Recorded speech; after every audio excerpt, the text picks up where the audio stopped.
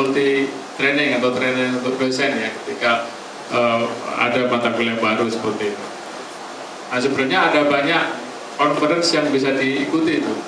Kan ada REE ya, Roundtable on Entrepreneurship Education, itu bisa diikuti. Ini bulan Oktober ini juga ada Global Entrepreneurship Summit di Kuala Lumpur, nggak jauh kan? Cuma $100 bayarnya. Jadi bisa ke sana, misalkan kulaan, istilahnya itu apa? Kulaan itu apa sih? Ya kita bisa mencari ya ide, belanja ide lah gitu dari ternyata seperti ini yang dilakukan Pak. Ya, dari Kenit mungkin kemarin ya sudah mulai belanja juga gitu kan. Nah kalau dari REM kami rencanakan itu Pak, nanti mungkin dari sana bisa berpartisipasi. Kami memang akan menjalankan training untuk fakulti, training untuk dosen di bidang tadi customer development. Nah, sehingga bisa menjalankan di tempat masing-masing. Nah, kenapa? Kami juga punya kepentingan, Pak. Kami punya kepentingan itu begini.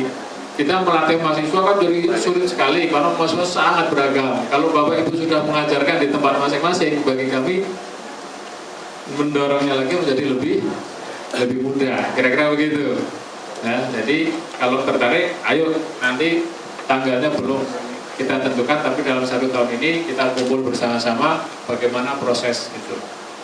Dan untuk mengajarkan itu seringkali kita sebagai dosen minder, bukan teknopreneur kok,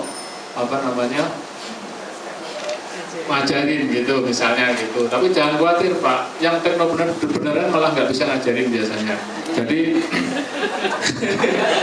iya kan kita sering undang entrepreneur ke kelas, tapi ngomong apa saya kan boleh gitu. Apalagi disuruh Pak jangan lupa koreksi 120 orang ya gitu. Pusing, jangan lupa bikin soal, pusing lagi dia. Jangan lupa ini membuat soal ujian dan itu terjadi kan kalau kita melibatkan entrepreneur beneran ke dalam kelas.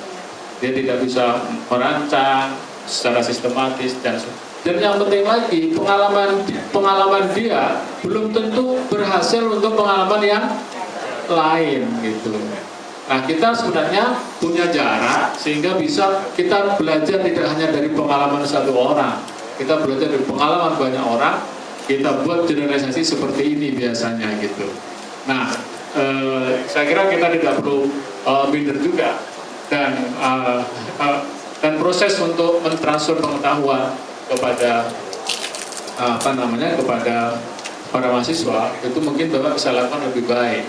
Oleh karena itu, entrepreneur tetap penting, akan tapi pelibatannya mungkin dengan cara lain gitu kan. Dia dosen tamu, dia sebagai mentor, yang seperti itu akan lebih nendang lah gitu misalnya gitu kan, daripada langsung terlibat langsung. Mungkin itu Pak. Ya, terima kasih.